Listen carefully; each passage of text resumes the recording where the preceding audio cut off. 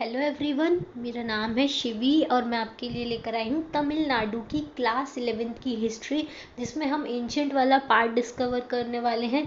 जिसमें हमने चैप्टर 1 में स्टोन एज के बारे में हमने चैप्टर 1 में तो ज्योग्राफिकल फीचर्स था, इंडिया की क्या क्या ज्योग्राफी है, उसका क्या इम्पैक्ट है हिस्ट्री पर, वो चैप्टर 1 में है। चैप्टर 2 में हमने स्टोन एज के बारे में पढ़ा और इंडस वैली सिविलाइजेशन के बारे में पढ़ा। थर्ड चैप्टर में हमने वैदिक एज के बारे में पढ़ा, जिसमें हमने ऋग वैदिक एज और लेटर वैदिक के बारे में पढ़ा। ऋग वैदिक में हमने पढ़ा कि ये सिर्फ कैटल रियरिंग पीपल थे, ज़्यादा कुछ डेवलपमेंट नहीं हुआ था, सोसाइटी भी काफ़ी लीनियंट थी, मोनार्कियल सॉरी पेट्रियार्कल सोसाइटी हुआ करती थी, लेकिन वुमेन को भी साथ में स्टेटस दिया जाता था। लेटर वैदिक में हमने पढ़ा काफ़ी ज़्यादा चेंज हुए, एग्रीकल्चर काफ़ी बढ़ गया, एग्रीकल्चर इंक्रीज़ होने से ट्रेड इकोनॉमिक लाइफ काफ़ी इंक्रीज़ हुई और सोसाइटी में भी काफ़ी डिस्टिंक्शन आ गए, जिसमें वर्ण सिस्टम स्टार्ट हो गया। सोसाइटी में डिवीजन स्टार्ट हो गए, ब्राह्मण, क्षत्रिय, वैश्य और शूद्र, इन 4 कैटेगरी में पूरी सोसाइटी डिवाइड हो गई थी। ठीक है, और रिचुअल्स काफ़ी इलेबोरेटेड हो गए, रिलीजियस अनरेस्ट काफ़ी बढ़ गया था लेटर वैदिक इरा में, हमने ये देखा। और वुमेन्स की कंडीशन भी डिटेरियोरेट हो गई थी। इन सारी चीज़ों के वजह से रिचुअल्स का इतना इलेबोरेट होना, कॉमन पीपल के लिए वो लैंग्वेज नोन नहीं थी, लोगों को ज़्यादा चीज़ें समझ में नहीं आ रही थी। इस वजह से एक नया रिलीजन स्टार्ट होता है, जिसमें से 2 सर्वाइव करते हैं, बुद्धिज़्म और जैनिज़्म। ठीक है, तो इनके बारे में हम डिस्कस करेंगे। ओके, चलिए आइए हम नया चैप्टर स्टार्ट करते हैं, जैनिज़्म और बुद्धिज़्म। पहले तो हम जैनिज़्म और बुद्धिज़्म का ग्रोथ क्यों हुआ 6th सेंचुरी बीसी में, उसके बारे में देखेंगे। तो क्या हुआ था 6th सेंचुरी बीसी में, लेटर वैदिक एज में रिचुअल सेक्रीफाइसेस की जो भी प्रेयर थी वो बहुत ज़्यादा इलेबोरेट कर दी थी, रिचुअल्स को काफ़ी इलेबोरेट कर दिया था। क्यों? क्योंकि प्रीस्टली क्लास का डोमिनेशन हो गया था, इस वजह से उन्होंने रिचुअल्स काफ़ी इलेबोरेट कर दिए थे, जो कॉमन पीपल होते थे ना, उनको समझ में नहीं आता था। ठीक है, तो इस वजह से जैनिज़्म बुद्धिज़्म का ग्रोथ हुआ। ये देखो इसमें लिखा है कि जो 6th सेंचुरी बीसी थी, उसमें ये वंडरफुल सेंचुरी मानी जाती है, जिसमें great thinkers like Buddha, Mahavira, Zoroaster, Confucius, इन सब का ग्रोथ हुआ। ठीक है, उसके बाद क्या हुआ, उसके बाद हम इन सब में सबसे जो सक्सेसफुल थे वो थे जैनिज़्म और बुद्धिज़्म। ठीक है, इतने सारे ग्रोथ हुआ, उसमें जैनिज़्म और बुद्धिज़्म जो था वो उनका ग्रोथ जो था रिमार्केबल ग्रोथ था। अब इनके रीज़न क्या था जैनिज़्म और बुद्धिज़्म का ग्रो होने का? सबसे इम्पॉर्टेंट फैक्टर था रिलीजियस फैक्टर। क्या रिलीजियस फैक्टर में क्या चीज़ ने इनको ग्रोथ करने में हेल्प की? पहला तो रिलीजियस अनरेस्ट बहुत ज़्यादा बढ़ गया था 6th सेंचुरी बीसी आते आते। कॉम्प्लेक्स रिचुअल्स, ठीक है, सेक्रीफाइसेस बहुत ज़्यादा बढ़ गए थे लेटर वैदिक पीरियड में, जो कॉमन पीपल को एक्सेप्टेबल नहीं थे। रिलीजियस अनरेस्ट, कॉम्प्लेक्स रिचुअल्स और सेक्रीफाइसेस के वजह से क्या हुआ, वो कॉमन पीपल को एक्सेप्टेबल नहीं थे, इसलिए रिलीजियस अनरेस्ट क्रिएट हो गया था। जो सेक्रीफिशियल सेरेमनीज होती थी वो भी काफ़ी ज़्यादा एक्सपेंसिव हुआ करती थी, और सुपरस्टिशियस बिलीव बहुत ज़्यादा बढ़ गया था। सुपरस्टिशियस मतलब डॉगमा में बिलीव करना, अपने मन से बनाई हुई चीज़ें जो एक बार फिक्स कर दी प्रीस्टली क्लास में, उन्हीं चीज़ों को बिलीव कर रहे हैं, वो सुपरस्टिशियस बिलीफ होता है। और मंत्र जो थे वो लोगों को कंफ्यूज करते थे, क्योंकि वो मंत्र होते थे वो संस्कृत लैंग्वेज में आते थे, जो कॉमन पीपल की लैंग्वेज नहीं थी। एक तो ये रीज़न था। दूसरा क्या रीज़न था, जो उपनिषद थे, उपनिषद एक अल्टरनेटिव सिस्टम था सेक्रीफाइसेस का। अगर आप सेक्रीफाइस नहीं करना चाहते तो आप उपनिषद की टीचिंग्स को फॉलो करो, लेकिन जो उपनिषद की टीचिंग्स हुआ करती थी वो हाईली फिलोसॉफिकल नेचर की थी। कैसी थी? हाईली फिलोसॉफिकल नेचर की थी, जो इजीली अंडरस्टूड नहीं थी बाय द पीपल, मतलब लोगों को इजीली समझ में नहीं आती थी। ठीक है, not easily understood by the people. इसके वजह से जो कॉमन पीपल था वो क्या चाहता था, सिंपल, शॉर्ट एंड इंटेलिजिबल वे चाहता था सेल्वेशन करने का। अपने आप को पीस रखने के लिए वो सिंपल और शॉर्ट वे चाहता था, और ऐसी लैंग्वेज में चाहता था जो लैंग्वेज उसको समझ में आए। ठीक है, जो लैंग्वेज उसको समझ में आए। और ये नीड को किसने फुलफिल किया था? बुद्धा और महावीरा ने फुलफिल किया था। तो समझ में आया कि इनके राइज होने का मेन रीजन क्या था, तो वो था रिलीजियस अनरेस्ट। क्या था? Religious unrest. रिलीजियस अनरेस्ट में भी क्या था कि जो रिचुअल्स और सेक्रीफाइसेस थे वो काफ़ी ज़्यादा कॉम्प्लेक्स हो चुके थे, और जो सेक्रीफिशियल सेरेमनी हुआ करती थी वो बहुत एक्सपेंसिव हुआ करती थी, ठीक है। और इन सब के वजह से सुपरस्टिशन बहुत ज़्यादा बढ़ गया था और लोगों को बहुत ज़्यादा कन्फ्यूजन होने लग गया था। दूसरा क्या चीज़ थी, उपनिषद। उपनिषद जो था काफ़ी फिलोसॉफिकल था, जो लोगों को समझ में नहीं आता था, इतना ज़्यादा फिलोसॉफिकल था और उसको एक्सप्लेन करना बहुत मुश्किल था, इस वजह से वो लोगों को नहीं समझ में आता था। अब इसलिए इतना सब कुछ सहन करने के बाद इंसान चाहता था कि उसे पीस, उसको जो पीस ऑफ माइंड है ना, वो सिंपल शॉर्ट और इंटेलिजिबल वे से उसको मिल जाए। सिंपल शॉर्ट कोई तरीका हो जिसके थ्रू वो अपनी पीस को पा सकता हो, ठीक है। ये सारी नीड किसने फुलफिल की थी, बुद्धा और महावीरा ने फुलफिल की थी, ठीक है। अब रिलीजियस फैक्टर के अलावा और क्या फैक्टर हो सकते थे, वो थे सोशल और इकोनॉमिक फैक्टर। सोशल फैक्टर जैसे हमने देखा लेटर वैदिक टाइम में सोशल डिस्टिंक्शन बहुत ज़्यादा बढ़ गया था। जो सोसाइटी थी वो चार वर्ण में डिवाइड हो गई थी। पहले थे ब्राह्मण, दूसरे थे क्षत्रिय, तीसरे थे वैश्य और चौथे थे शूद्र। इन चारों में डिवाइड हो गई थी। उसमें भी ब्राह्मण जो थे प्रीस्टली क्लास का डोमिनेशन हो गया था, जबकि क्षत्रिय जो थे स्टेटस में बड़े होते थे, जो राजा होते थे ना वो ज़्यादा बड़े होते थे। तो इन दोनों के बीच में बहुत ज़्यादा वो होने लग गया था। क्षत्रिय जो थे वो चाहते थे कि हाँ प्रीस्टली क्लास का डोमिनेशन नहीं होना चाहिए, दोनों की पावर इक्वल होनी चाहिए। लेकिन ब्राह्मण चाहते थे कि नहीं, हम ही सब कुछ है, क्योंकि हम सारी सेक्रीफिशियल प्रेयर्स को जानते हैं, रिचुअल्स को जानते हैं। इस वजह से ये डोमिनेशन बहुत ज़्यादा प्रॉब्लमेटिक हो गया था, ठीक है। Kshatriya had resented the domination of priestly class. इसके अलावा जबकि बुद्धा और महावीरा दोनों क्षत्रिय क्लास को बिलोंग करते थे, लेकिन फिर भी उन्होंने एक नया रिलीजन स्टार्ट किया जिसमें सबको इक्वल रखा गया, ठीक है। उसके बाद क्या हुआ, इकोनॉमिक रीजन क्या था, इकोनॉमिक रीजन ये था कि जो ट्रेड था उसका काफ़ी ग्रोथ हो गया था। ट्रेड के ग्रोथ होने की वजह से जो वैश्यस थे, जो बिजनेस करते थे, उनकी इकोनॉमिक कंडीशन काफ़ी इम्प्रूव हो गई थी। उनकी इकोनॉमिक कंडीशन इम्प्रूव हुई, इस वजह से वो अपना जो सोशल स्टेटस था उसको एनहांस करना चाहते थे। लेकिन जो ऑर्थोडॉक्स वरना सिस्टम था, ऑर्थोडॉक्स मतलब रूढ़िवादी, पुराने समय से जो चला आ रहा है, वो ऑर्थोडॉक्स वरना सिस्टम जो था वो इसको अलाउ नहीं करता था कि वैश्यास को भी क्या मिल जाए, एक हायर स्टेटस मिल जाए। इसके वजह से उन्होंने बुद्धिज़्म और जैनिज़्म का सपोर्ट करना स्टार्ट किया। तो वो मर्चेंट क्लास ही थी जिन्होंने सबसे ज़्यादा सपोर्ट किया इन दो नए रिलीजन का, ठीक है। क्लियर है क्या क्या रीज़न थे जैनिज़्म और बुद्धिज़्म का ग्रोथ होने का। एक तो रिलीजियस फैक्टर था, क्योंकि रिलीजियस अनरेस्ट बहुत ज़्यादा था और सेक्रीफिशियल प्रेयर बहुत एक्सपेंसिव और इलेबोरेट हो गई थी। सोशल फैक्टर क्या था कि वर्ण सिस्टम बहुत ज़्यादा डोमिनेटिंग हो गया था। डोमिनेशन से मतलब प्रीस्टली क्लास बहुत ज़्यादा डोमिनेटिंग हो गया था, जो अदर क्लासेस को ग्रो करने में रोक रहा था, ठीक है। इस वजह से इकोनॉमिक फैक्टर क्या था कि ट्रेड का ग्रोथ अच्छा हुआ, डेवलपमेंट अच्छा हुआ, उसकी वजह से वैश्यास की जो इकोनॉमिक कंडीशन थी वो काफ़ी इम्प्रूव हो गई। इस वजह से अब वो भी चाहते थे कि अपना उनका सोशल स्टेटस बढ़े। इन सब के वजह से उन्होंने एक नए रिलीजन को सपोर्ट करना स्टार्ट किया जो सोशल इक्वालिटी को प्रमोट कर रहे थे। इसलिए जैनिज़्म और बुद्धिज़्म का राइज हुआ, ठीक है। अब हम सबसे पहले पढ़ेंगे जैनिज़्म के बारे में, जैनिज़्म में क्या था। तो ठीक है, जैनिज़्म एक्चुअली ये बुक में थोड़ा सा चेंज दिया गया है, आप टाइमलाइन एक बार चेक कर लीजिएगा। मैंने जो टाइमलाइन फॉलो की है वो मैंने ल्यूसेंट से फॉलो की है, उसकी मुझे टाइमलाइन थोड़ी सही लगी। इसकी ये तमिलनाडु की पूरी बुक में टाइमलाइन का थोड़ा सा ऊपर नीचे है, ठीक है।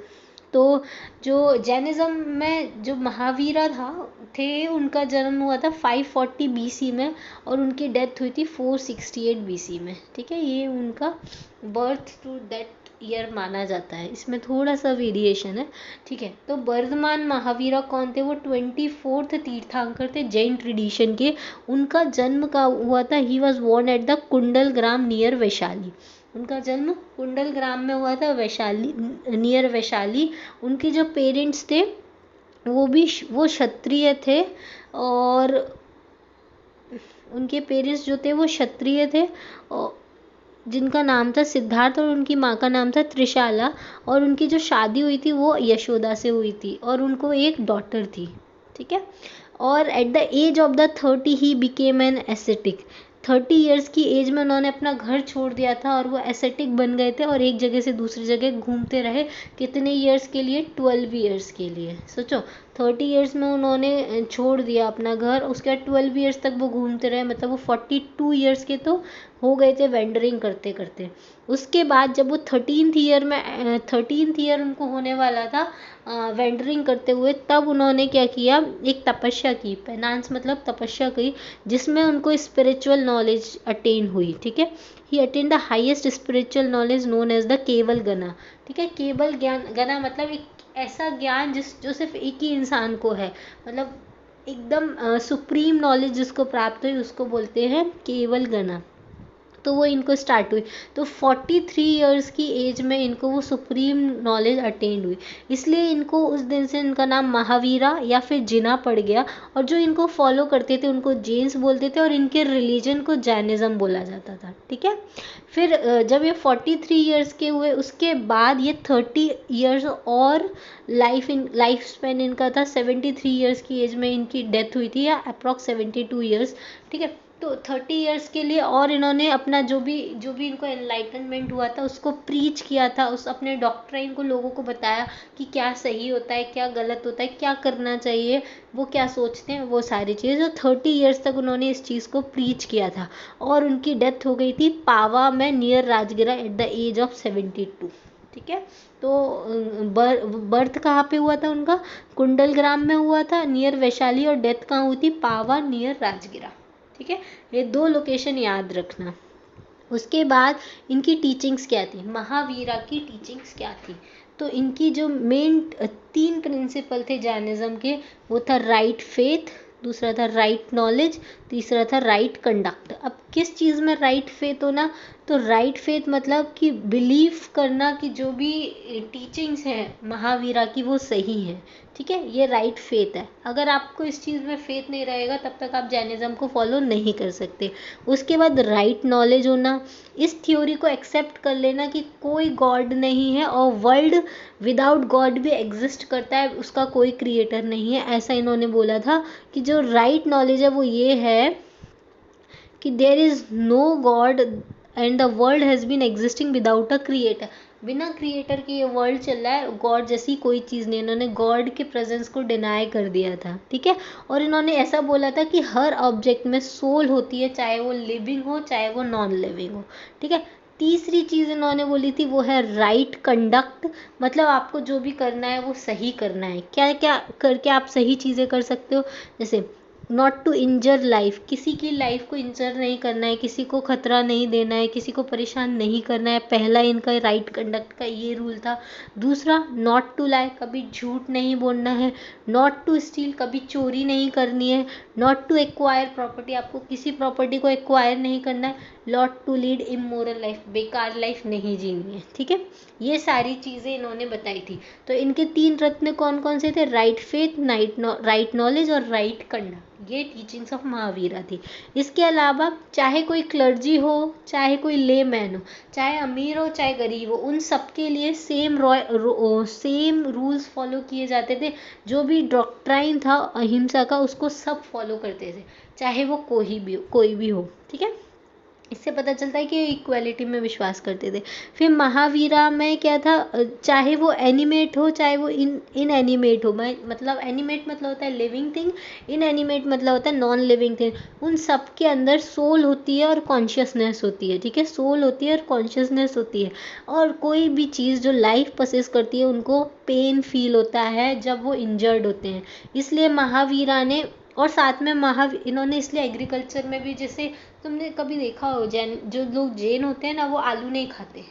वो क्यों नहीं खाते? क्योंकि आलू को निकालने के लिए हमको वो ज़मीन के अंदर उगता है, तो हमको अर्थ को मतलब इंजर करना पड़ता है, इसके बाद ही वो निकलता है। इवन एग्रीकल्चर को ये सिंफुल मानते थे। क्यों मानते थे? क्योंकि एग्रीकल्चर में आपको अर्थ के ऊपर हथियार चलाने पड़ेंगे, आपको वो प्लॉ चलाना पड़ेगा, तो ही आप एग्रीकल्चर कर सकते हो। ठीक है, और ये ऐसा भी मानते थे जब हम एग्रीकल्चर करते हैं तो बहुत सारे अर्थ वॉर्म्स, ये सारे जो भी इंसेक्ट वगैरह अर्थ जो मिट्टी में रहते हैं वो लोग मर जाते हैं, इसलिए एग्रीकल्चर को ये बुरा मानते थे। उसके अलावा महावीरा जो थे ना, उन्होंने वेदास को रिजेक्ट किया। वो बोलते थे कि वेदास की कोई अथॉरिटी नहीं है, वो सही नहीं है, और वैदिक रिचुअल्स को भी इन्होंने गलत माना, ठीक है। और इन्होंने ऐसा भी देखो, मैंने जो बोला था ना कि एग्रीकल्चर को गलत मानते थे, सिंफुल मानते थे, क्योंकि अर्थवॉर्म्स और एनिमल्स को हर्ट कर सकती है।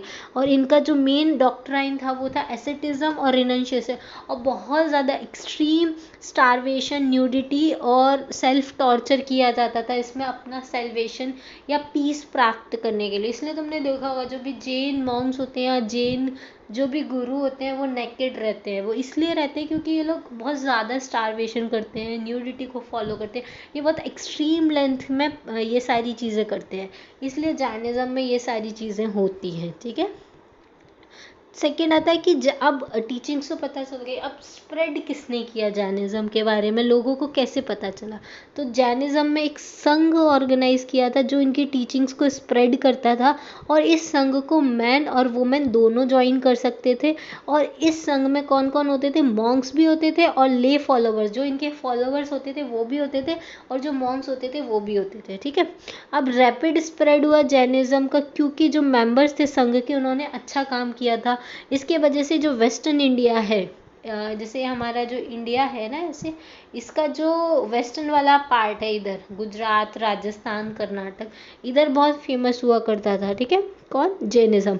उसके बाद चंद्रगुप्त मौर्य जो मगध के रूलर थे, खारवेला ऑफ कलिंगा, और साउथ इंडिया में भी काफ़ी फेमस हुआ करता था। साउथ इंडिया में भी कहाँ, गंगा, कादम्बास, चालुक्य, राष्ट्रकूटा, ये सब लोग क्या करते थे, जैनिज्म को पेट्रोनाइज करते थे।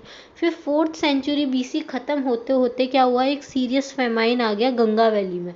गंगा वैली मैंने आपको बताया कि इधर गंगा वैली है, ठीक है, इधर से गंगा निकलती है और यहाँ पे मगध आता है। तो इस गंगा वैली में सीरियस फेमाइन आया, तो अपने जैन मॉन्क्स को बचाने के लिए चंद्रगुप्त मौर्य के साथ भद्रबाहु एक मॉन्क थे, वो बहुत सारे जैन फॉलोअर्स को लेके कहाँ चले गए, कर्नाटक चले गए। मतलब ये गंगा वैली है, गंगा वैली से यहाँ कर्नाटक आ गए थे ये लोग, ठीक है। फिर कर्नाटक में यहाँ पे इन्होंने रहना स्टार्ट किया, लेकिन कुछ लोग यहाँ नॉर्थ इंडिया में भी रह गए थे, और कुछ लोग ये भद्रबाहु के साथ और चंद्रगुप्त मौर्य के साथ साउथ इंडिया आ गए। लेकिन जो पीछे रह गए थे नॉर्थ इंडिया में, वहाँ पे उनके जो मॉन्क थे जो उनके साथ रहते थे वो थे स्थूलबाहु। कौन थे, स्थूलबाहु। और जो इधर आए थे साउथ इंडिया में वो थे भद्रबाहु, ठीक है। जब ये लोग यहाँ आ गए, भद्रबाहु इधर आ गए, तो जो स्थूलबाहु थे उन्होंने जो कोड ऑफ कंडक्ट था मॉन्क्स का वो चेंज कर दिया। क्या चेंज कर दिया, पहले जैन मॉन्क्स का क्या कोड ऑफ कंडक्ट होता था, न्यूडिटी को फॉलो करना है, लेकिन स्थूलबाहु ने क्या किया, कोड ऑफ कंडक्ट चेंज कर दिया। अब वो लोग क्या करते हैं, वाइट क्लेड हो गए। वाइट क्लेड मतलब वाइट कलर के कपड़े पहनते, इसलिए उनको क्या बोलते थे, श्वेतांबर। तो अब 2 सेक्ट बन गए जैनिज्म के अंदर, एक तो हो गया श्वेतांबर जो नॉर्थ इंडिया में होता है, ठीक है, एक हो गए दिगंबर जो नेकेड रहते हैं, और ये रहते हैं साउथ इंडिया में ज़्यादा, ठीक है। तो इस श्वेतांबर, दिगंबर, और श्वेतांबर के मॉन्क कौन थे, Sthulabahu. As for Shvetambar, as for Sthulabahu. और दिगंबर के जो वो थे मॉन्क, वो थे भद्रबाहु, ठीक है। और ये साउथ इंडिया में फेमस हुआ, फिर ये नॉर्थ इंडिया में, ये 2 सेक्ट इसके बन गए थे, ओके। क्लियर है ये दोनों चीज़, तो 2 सेक्ट इसलिए बन गए थे। अब जो फर्स्ट जैन काउंसिल हुई थी, फर्स्ट जैन काउंसिल कहाँ पर हुई थी, वो पाटलिपुत्रा में हुई थी, स्थूलबाहु ने की थी। जो ये गलत दिया हुआ है, लीडर ऑफ श्वेतांबर हैं, और ये 3rd सेंचुरी BC में हुई थी, ठीक है। इसमें जो 12 अंग जो लिटरेचर है उसको बनाया गया था, स्टार्ट किया गया था, ठीक है। फिर सेकंड जो बुद्धिस्ट काउंसिल हुई थी, सेकंड जैन काउंसिल हुई थी वल्लभी में 5th सेंचुरी AD में, वो 3rd सेंचुरी BC में हुई थी। देखो इसको तुम ऐसे लिखना अपनी नोटबुक में, फर्स्ट जो जैन काउंसिल हुई थी वो 3rd सेंचुरी BC में हुई थी, और ये कहाँ पे हुई थी, पाटलिपुत्रा में, पाटलिपुत्रा में। इसके आगे लिखना है स्थूलबाहु ने की थी, स्थूलबाहु ने, ठीक है। सेकंड जो बुद्धिस्ट काउंसिल हुई थी वो 5th सेंचुरी AD में हुई थी, और ये कहाँ पर हुई थी, वैशाली में हुई थी, ठीक है। इसमें फाइनल कंपाइलेशन हुआ था जैन लिटरेचर का। इसमें जैन लिटरेचर स्टार्ट किया था स्टार्ट किया था फर्स्ट काउंसिल में, और इसमें फाइनल कंपाइलेशन किया था। ठीक है, क्लियर है, ये सारी चीज़ें हुई थी। फिर बुद्धिज़्म के बारे में पढ़ेंगे। तो ठीक है, जैनिज़्म एक बार मैं आपके लिए रिवाइज कर देती हूँ टोटल अभी तक क्या हुआ है जैनिज़्म के अंदर। पहले तो राइज क्यों हुआ, तो उसके लिए रिलीजियस फैक्टर था कि रिलीजियस अनरेस्ट बहुत ज़्यादा था, सेरेमनीज काफ़ी ज़्यादा एलेबोरेटेड हो चुकी थी। सोशल फैक्टर था कि कास्ट जो सोसाइटी थी वो डिवाइड हो चुकी थी, कास्ट सिस्टम में डिवीजन हो चुका था। फिर इकोनॉमिक फैक्टर क्या था, ट्रेड का डेवलपमेंट हुआ था, इस वजह से जो हमारे वैश्यास थे वो चाहते थे कि हम उनका भी सोशल स्टेटस इम्प्रूव हो, इसके वजह से उन्होंने जैनिज़्म और बुद्धिज़्म का सपोर्ट किया। ठीक है, दूसरा जो जैनिज़्म था वो किसने स्टार्ट किया था, वर्धमान महावीरा ने स्टार्ट किया था 540 BC में। ये 24th तीर्थंकर थे। ठीक है, और इनका जन्म कहाँ हुआ था, कुंडलग्राम में हुआ था, नियर वैशाली। और इनके पिता का नाम था सिद्धार्थ और माता का नाम था त्रिशाला। इनकी जो शादी हुई थी वो यशोदा से हुई थी और इनको एक डॉटर थी। अब इन्होंने अपना घर कौन सी एज में छोड़ दिया था, 30 ईयर्स की एज में इन्होंने घर छोड़ दिया था, और 12 ईयर्स तक इन्होंने वेंडरिंग की थी, और 13th ईयर मतलब 43 ईयर्स की एज में इनको केवल ज्ञान की प्राप्ति हुई थी, मतलब सुप्रीम नॉलेज इन्होंने प्राप्त कर ली थी। उसके बाद 30 ईयर्स तक इन्होंने प्रीच किया था इनका जो डॉक्ट्राइन था, और एट द एज ऑफ 72 इनकी डेथ हो गई थी। कहाँ पे, पावा राजगढ़ में, राजगिरा के पास में एक जगह पावा, वहाँ पे इनकी डेथ हो गई थी। ठीक है, अब इनकी टीचिंग्स क्या थी, टीचिंग्स में इनके 3 रत्न थे, right faith, right knowledge, right conduct. Faith रखना टीचिंग्स ऑफ जैनिज्म या महावीरा की टीचिंग में फेथ रखना, राइट नॉलेज होना कि गॉड जैसी कोई चीज़ नहीं है, इंसान बिना गॉड के भी वर्ल्ड चल रहा है, ऐसा ये बोलते थे। राइट कंडक्ट में आपको क्या करना है, किसी की लाइफ को इंजर नहीं करना है, कभी झूठ नहीं बोलना है, कभी चीज़ों की चोरी नहीं करनी है, ना ही किसी की प्रॉपर्टी को एक्वायर करना है, और not to lead immoral life आपको नहीं जीनी है। आपकी लाइफ का कुछ मोटिव होना चाहिए, कुछ मोरल होना चाहिए। ठीक है, और सबके लिए सेम लॉज हुआ करते थे, सेम डॉक्ट्राइन सबको फॉलो करना होता था, चाहे क्लर्जी हो चाहे वो ले मैन हो। और इनकी लाइफ का ये था कि हर चीज़ में सोल होती है, चाहे वो एनिमेट हो चाहे वो इनएनिमेट हो। ठीक है, उसके अलावा हर किसी को कोई भी चीज़ जिसमें लाइफ होती है उसको पेन फील होता है जब वो उसको इंजर्ड किया जाता है, इसलिए एग्रीकल्चर को सिंफुल मानते थे। और इन्होंने वेदास की अथॉरिटी को भी क्या किया था, रिजेक्ट कर दिया था।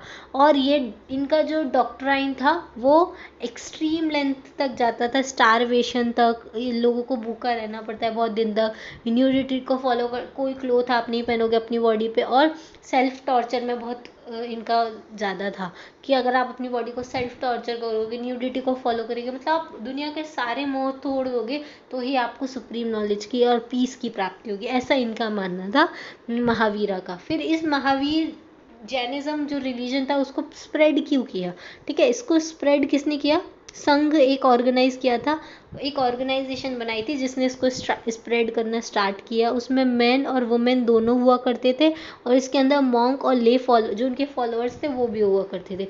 ये वेस्टर्न इंडिया में बहुत ज़्यादा पॉपुलराइज हुआ, चंद्रगुप्त मौर्य इसके फॉलोअर थे, और साउथ इंडिया की बहुत सारी डायनेस्टी, गंगा, कदम्बास, चालुक्य, राष्ट्रकूटा, ये भी सारे इनके फॉलोअर्स हुआ करते थे। ठीक है, 4th सेंचुरी BC में हमने देखा कि गंगा वैली में बहुत ज़्यादा फेमाइन आ गया था, तो ये जो जैनिज्म था वो 2 सेक्ट में डिवाइड हो गया।